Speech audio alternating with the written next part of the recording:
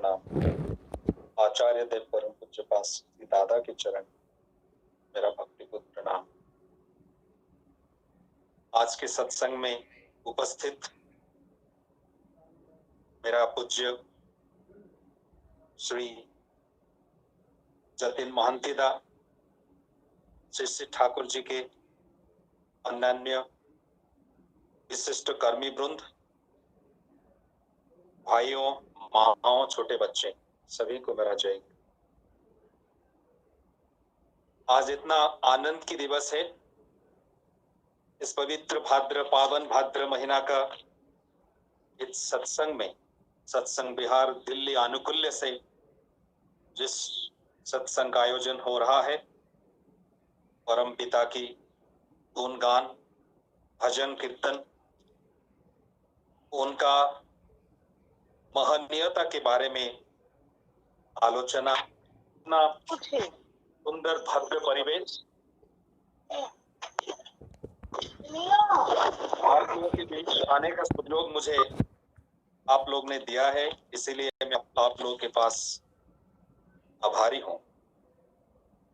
आज के सत्संग में जो विषय रखा गया है, श्री श्री ठाकुर जी का एक वाणी जो सत्यानुसरण से लिया गया है, वो वाणी इतना गंभीर है, इतना प्रोफाउंड है। जो मैसेज श्री श्री ठाकुर जी का है इतना तत्वपूर्ण है। इसके बारे में मुझे लगता है मैं क्या शायद इस को लेके आलोचना करने के लिए सफल हो पाऊंगा। करूंगा ठाकुर जी का दया से जितना बोल पाऊं आप लोगों के सामने रखने के लिए कोशिश करूंगा। जो वाणी को लेके हम आलोचना करेंगे वो वाणी है मनुष्य का आकांक्षित मंगल उसके अभ्यस्त संस्कार के अंतराल में रहता है और मंगल दाता तभी दंडित होते हैं जब ही प्रदत्त मंगल का अभ्यस्त संस्कार के साथ विरोध उपस्थित होता है, और इसीलिए प्रेरित पुरुष स्वदेश में कुच्छा मंडित होते हैं। ठाकुर जी वाणी का शुरू में कहा है मनुष्य का आकांक्षित मंगल।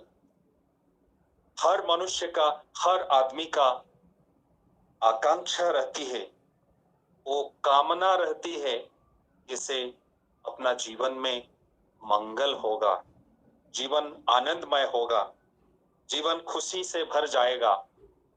हर किसी का, हर प्राणी का, हर जीव का वो आकांक्षा रहती है और आदमी निरंतर कोशिश करता है कि इस मंगल का अधिकारी बन पाए, किसी तरह इस मंगल का प्राप्ति उसका जीवन में हो पाए। मंगल जो होता है दो तरह का होता है। एक है आकांक्षित मंगल, जो जिसका आकांक्षा हम लोग रखते हैं। दूसरा है प्रदत्त मंगल, जो ठाकुर जी इस वाणी में कहे हैं।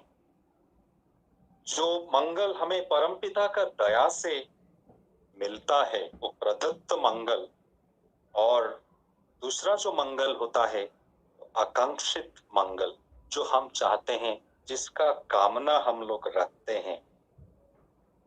और ठाकुर जी ने फिर कहा है मनुष्य का आकांक्षित मंगल उसके अभ्यस्त संस्कार के अंतराल में रहता है। तो जब संस्कार की बात आती है, अभी तो मंगल के बारे में हमने बात कहा, दो किस्म के मंगल जैसे होते हैं। अभी थोड़ा संस्कार के बारे में आलोचना करते हैं। जो संस्कार होता है वो भी तीन किस्म का होता है। एक होता है हम लोग का अभ्यस्त संस्कार, जिस संस्कार में हम लोग अभ्यस्त हैं, जिस रीति नीति प्रथा में हम लोग अभ्यस्त है, जिस रीति नीति को हम लोग मानते हैं, और इसीलिए अभ्यस्त इसको कहते हैं क्योंकि वो रीति नीति हम लोग का जैसे सेकंड नेचर बन गया है, जैसे हम लोग का आदत बन गया है, हम लोग का अभ्यास बन गया है। और इस तरह का अभ्यास ज्यादातर हम लोग समाज से आहरण करते हैं। जब देखते हैं समाज के बहुत सारे लोग ऐसे एक संस्कार को लेके चलते हैं, हम भी इस संस्कार में अभ्यस्त हो जाते हैं। दूसरा जो संस्कार है वो सहजात संस्कार है, जो जन्म से हम लेके आते हैं पिता माता का स्वीकृति से, उनका उनसे हम लोग जो संस्कार लेके आते हैं वो है सहजात संस्कार। और कभी कभी जो सहजात संस्कार लेके हम आते हैं, जिस कैपेबिलिटी पोटेंशियल लेके हम लोग आते हैं, पिता माता का जो गुण, जो गुणावली हम लेके आते हैं, कभी कभी वो भी हमसे छूट जाता है जब हम इस अभ्यस्त संस्कार में संस्कार के द्वारा कबलित हो जाते हैं। और जो तीसरा जो संस्कार है वह परम पिता का संस्कार, परम पुरुष का संस्कार, प्रभु का संस्कार, ठाकुर जी का संस्कार, जो हमारा जीवंत आदर्श है। और वो आलोचना को आगे लेते हुए हम लोग थोड़ा बहुत बात करते हैं।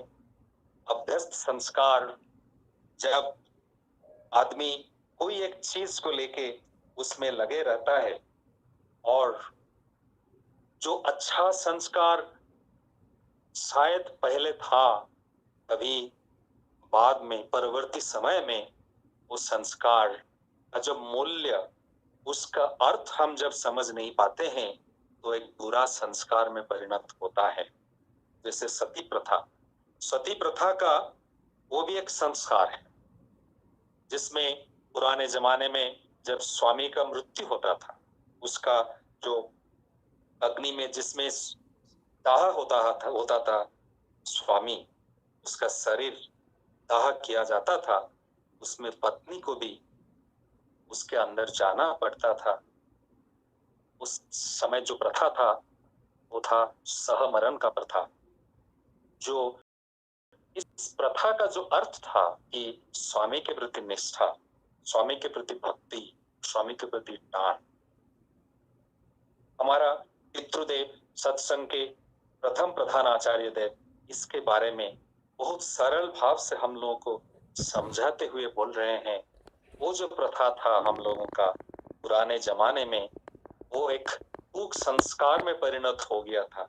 उसका जो मूल, जो एसेंस था, उसको छोड़ के हम लोग उसका जो मूल उद्देश्य था उसको छोड़ते हुए हम लोग एक कुक में घुस गए थे, जहाँ पे एक नारी को निर्मम भाव से हत्या की जाती थी। उसका स्वामी का जो चिता थी, उसका स्वामी का जो जहाँ पे जिस आग में दहन किया जाता था, उसमें उसको हम धकेल देते थे और उसका मृत्यु होती थी। और वो एक कुसंस्कार बन गया था। उसका जो मूल मंत्र था, जो मूल उद्देश्य था, वहां से हम दूर चले गए थे।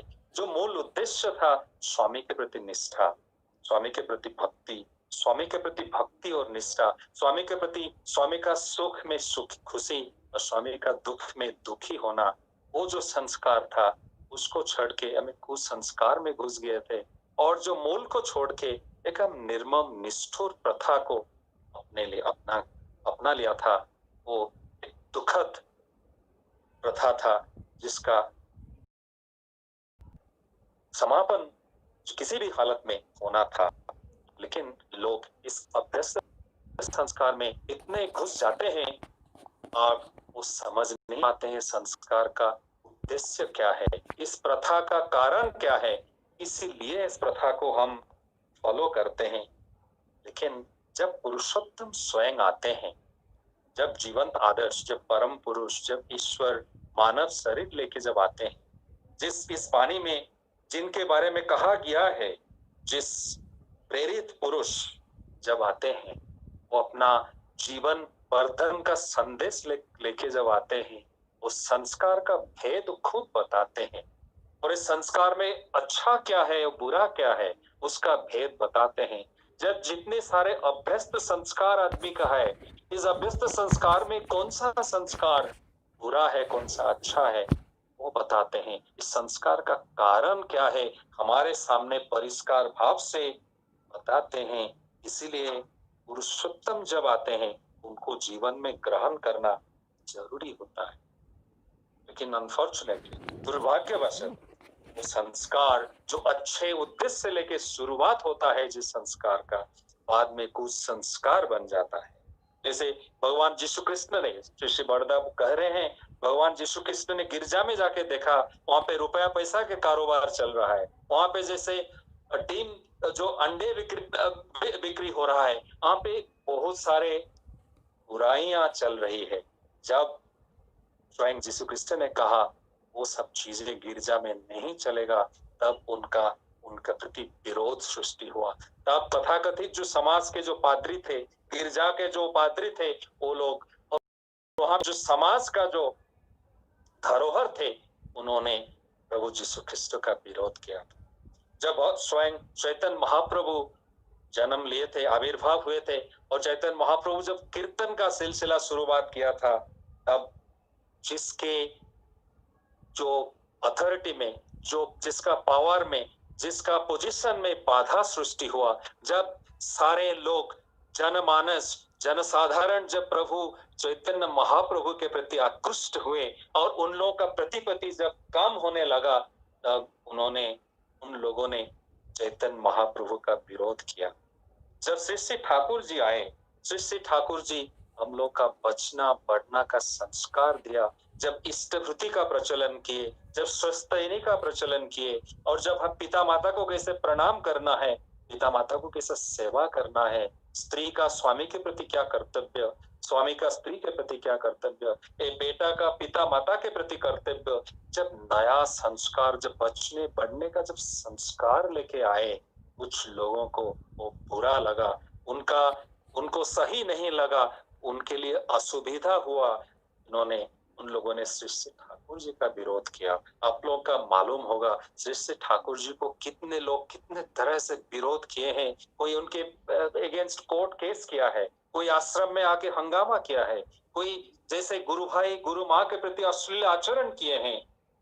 जहाँ पे हम लोग देखे हैं, जब प्रदत्त मंगल का अभ्यस्त संस्कार के साथ विरोध होता है, तब प्रेरित पुरुष दंडित होते हैं, प्रेरित पुरुष निंदित होते हैं, लांछित होते हैं। और कहाँ होते हैं?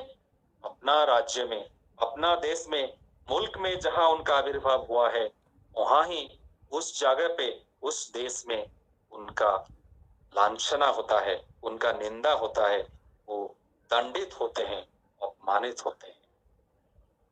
तो इससे उभर कर हम आए कैसे?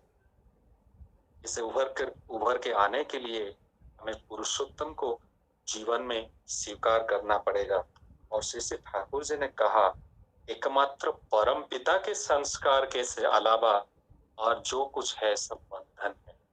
अगर संस्कार को लेके, कुछ संस्कार को लेके चलना है, तो परम पिता के संस्कार ही संस्कार है। और बाकी जो संस्कार, जो अभ्यस्त संस्कार लेके हम लोग चले हैं, वो हमें नीचे ही लेके जाएगा। वो बंधन ही है। एकमात्र परम पिता का जो संस्कार है, वो ही बचना बढ़ना का संस्कार, वो जीने का संस्कार, वो जीवन में क्रमागति होने का संस्कार। इसीलिए परम पिता को जीवन में ग्रहण करना पड़ता है। इस सत्यानुसरण में, जिस सत्यानुसरण ग्रंथ श्री ठाकुर जी ने अपने हाथ लिखा है, इस सत्यानुसरण में एक दूसरा वाणी है जहाँ पे श्री ठाकुर जी कह रहे हैं, करना ही पाने की जननी। अगर पाना चाहते हो, अगर इस प्रदत्त मंगल का अधिकारी होना चाहते हो, तो करना पड़ेगा। क्या करना पड़ेगा? वो जो परम पिता जब आते हैं, उनको जीवन में ग्रहण करते हुए, उनको प्रति समर्पित होते हुए, उनका जो निर्देश है, उनका जो मार्गदर्शन है, उनका जो पथ जो हमें दिखा के हो जाते हैं, इसको हमें जीवन में अपनाना पड़ेगा, एडॉप्ट करना पड़ेगा। जब परम पिता का संस्कार हमारा संस्कार बनेगा और उसके बताए हुए पथ पे हम जब चलेंगे, जो बोले हैं वो चीज जब हम करना शुरू करेंगे, वही करना हमारा पाने का जननी बन पाएगी। प्रदत्त मंगल का अधिकारी तब हम लोग हो पाएंगे। लेकिन संस्कार जब अभ्यास हो जाता है, जब आदत बन जाती है, जब हमारा सेकेंड नेचर बन जाती है, तब वहां से निकल के आना मुश्किल है। जिसको हम अच्छा समझते हैं, जो सालों से करके आ रहे हैं, वो छूटेगा कैसे हमसे? आग अगर हम देखते हैं, हम लोगों का जो अवस्था है, जिस प्रतिकूल परिस्थिति में हम लोग गति कर रहे हैं, सारा भारत विश्व में और भारतवर्ष में, जैसे इस कोविड-19 वायरस से हम लोग जैसे कवलित हुए हैं, आप लोग क्या नहीं सोचते हैं? आप लोग क्या मेरे से सहमत नहीं होंगे? क्या वो हमारा अभ्यस्त संस्कार का ही फल है? हमारा जो कुसंस्कार है, जो खाने का जो गलत आदत, पीने का जो आदत, रहन सहन का जो आदत, सोने का जो आदत, पहनना के जो आदत, वो जो संस्कार में हम घुसे हुए हैं, और इनमें से बहुत सारे संस्कार धर्म के नाम में चलता है। क्या खाते हैं, धर्म का नाम लेके हम बोलते वही अच्छा संस्कार है। क्या पीते हैं, उसको लेके हम बोलते हैं वही अच्छा संस्कार है। लेकिन वो खाना, वो पीना, वो रहन सहन, वो चलन हमारा जीवन का, हमारा हमारा जीवन का जो हमारा जो अस्तित्व है, उसका बाधक बन गया है। हमें उसका आभास हो। लेकिन जब परमपिता आते हैं, परमपिता का संस्कार जब हम अपना लेते हैं, अब जीवन में बचने का, जीने का रास्ता खुल जाती है। इस जो हालत में हम लोग गुजर रहे हैं, इस जो पृथ्वी में जो आज अवस्था है, इसमें बचने का एकमात्र पथ है, रास्ता है, परमपिता का संस्कार, श्री श्री ठाकुर अनुकूल चंद्र जी का संस्कार। अगर हम नहीं अपनाए, नहीं जीवन में एम्ब्रेस एडप्ट नहीं किए, तो जीवन में पतन तो निश्चित है। तो इस आदत से, इस अभ्यस्त संस्कार से, वो जो सेकंड नेचर जो बन गया है, इससे हम लोग निकल के आए कैसे? इसलिए हम लोग के लिए चाहिए प्रभु के प्रति, श्री श्री ठाकुर जी के प्रति गंभीर अनुराग। वो अनुराग जब गंभीर होगा, जब हम श्री श्री ठाकुर जी का निर्देश पालन करेंगे, उनके बताए हो बात हमारे लिए अगर सब कुछ होगा, जब हमारे उनके प्रति अनुराग इतना गंभीर होगा, हमारा जो संस्कार है, जो अभ्यस्त संस्कार है, हमारे लिए तुच्छ मने जैसे लगेंगे, इनसिग्निफिकेंट लगेंगे। उनको खुश करना, उनके प्रति अनुरक्त होना, उनका संस्कार को फुलफिल करना जीवन का जब अगर मकसद बन जाएगा, तो जीवन में सार्थकता आएगी। श्री श्री ठाकुर जी बोल रहे हैं, अनुराग में संभव हो सकता है, लेकिन जो बुरा आदतें हैं, वो अगर थोड़ी बहुत करने से जब हम लगे रहते हैं, करते रहते हैं, तब वो आदत छूट सकती है। श्री ठाकुर जी वही भक्त हरिदास के उदाहरण देते हैं, जो चैतन्य महाप्रभु के भक्त थे। चैतन्य महाप्रभु जब उदाहरण कीर्तन करते थे, उनके जितने भक्त थे, वो मिट्टी में लौट जाते थे, और मिट्टी में जैसे उनके आंखों से जैसे आंसू निकल आते थे जो भक्त लोग थे। हरिदास जो थे चैतन्य महाप्रभु के पास, उनका कोई भावांतर नहीं होता था, उनके आंखों से आंसू नहीं निकलते थे, और उन्हें मन ही मन सोचते थे, इन लोग, उनके अंदर इतने भक्ति है, मेरे अंदर क्या कोई भक्ति नहीं है? तो फिर उन्होंने जो मिर्ची का पाउडर है, उसको आंख में डालते हुए कीर्तन में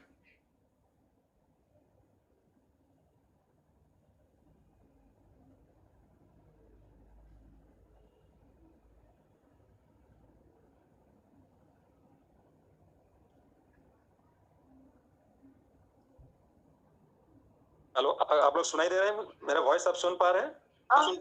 हाँ जी दादा, बीच में थोड़ा कट गया था, बट अभी सुन रहे हैं। बीच में कट गया। अभी आप कंटिन्यू कीजिए।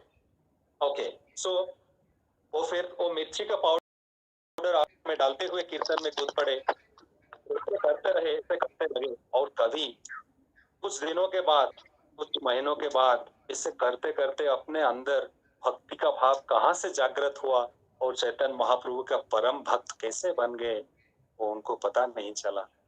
वो संभव हुआ क्योंकि प्रभु के प्रति अनुराग के साथ जो उनके प्रति जो भक्ति था, और आदत तो नहीं छूटता था, इस प्रेम का आनंद में लूट जाना वो संभव नहीं हो पाता था। लेकिन प्रभु को खुश करने के लिए जब वहां पे कूद पड़े, कब कैसे उनका रूपांतरीकरण हुआ, वो जो पहला जो संस्कार था वो कब चला गया, और परमपिता में संस्कार में कैसे मशगूल हो गए, वो खुद को उनको पता नहीं।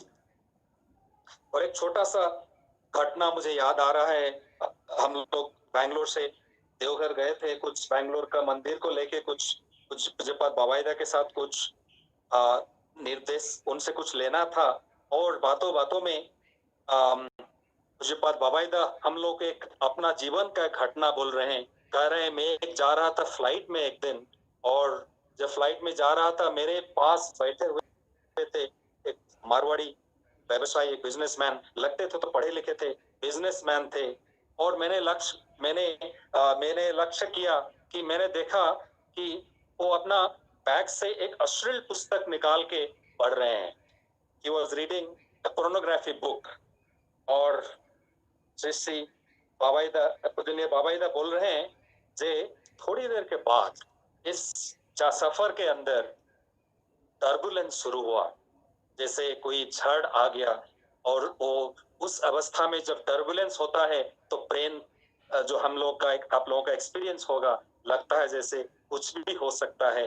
तो उस जब बहुत जोर से टर्बुलेंस होने लगा और जब एरोप्लेन आसमान में हिलने लगा जोर से, इस जो मारवाड़ी व्यक्ति थे वो हठात अपना बैग से एक हनुमान चालीसा निकालते पढ़ने लगे, और जोर से पढ़ने लगे, जैसे आतुर होके, व्याकुल होके पढ़ने लगे। और पूज्यपाद बाबाईदा बोल रहे हैं, मैं मन ही मन हंस रहा था कि ये कैसा आदमी है, क्या इसका संस्कार है।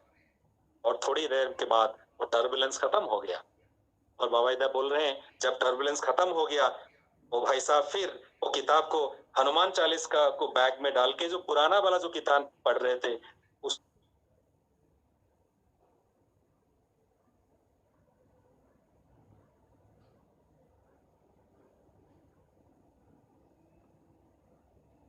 जय गुरु दादा, आपका वॉइस नहीं आ रहा है। हम लोग का अभी यह क्या संस्कार है जिसमें हम अभ्यस्त हो गए हैं। पूज्यपाद बाबाईदा बोल रहे हैं, जब टर्बुलेंस हो रहा था, जोर से एरोप्लेन हिल रहा था, मुझे एक बात याद आ रहा था कि ठाकुर, तुम्हारा जो इच्छा, अगर इस फ्लाइट में अगर वो प्लेन की दुर्घटना होती है, अगर उसमें मेरा मृत्यु होता है, अगर वो ही तुम्हारा इच्छा, मेरे लिए वो ही आनंद है, वो मेरा मंजूर है ठाकुर। अगर तुम्हारा इच्छा है कि मैं सफर सही ढंग से खत्म करते हुए मेरा गंतव्य स्थल में पहुंच पाऊं, वो अगर तुम्हारा इच्छा है प्रभु, वो भी मेरा मंजूर है। अगर इसी तरह का मनोभाव, इसी तरह का समर्पण भाव आदमी के अंदर आता है, तो उसके अंदर जो अभ्यस्त संस्कार हैं, जो कुसंस्कार हैं, वो भाग जाते हैं, वो निकल जाते हैं। एकमात्र परमपिता की संस्कार अपना संस्कार बन जाता है। इसलिए सत्यानुसरण में श्री ठाकुर जी ने कहा, हम लोग का प्रार्थना होना चाहिए, प्रभु मुझे पता नहीं है मेरा मंगल किस में होगा, तुम्हारी इच्छा ही मंगल मेरे अंदर, तुम्हारी इच्छा ही पूर्ण हो, और वही मेरा कामना है, वही मेरा इच्छा है। आइए, सत्संग का समय सीमित है, मुझे 25 मिनट्स दिया गया था और इस समय का समाप्त हुआ है। आप लोग सभी का मंगल कामना करते हुए, सर्वांगीण मंगल कामना करते हुए ठाकुर जी का चरण में प्रार्थना करता हूँ। वंदे पुरुषोत्तम। जय गुरु।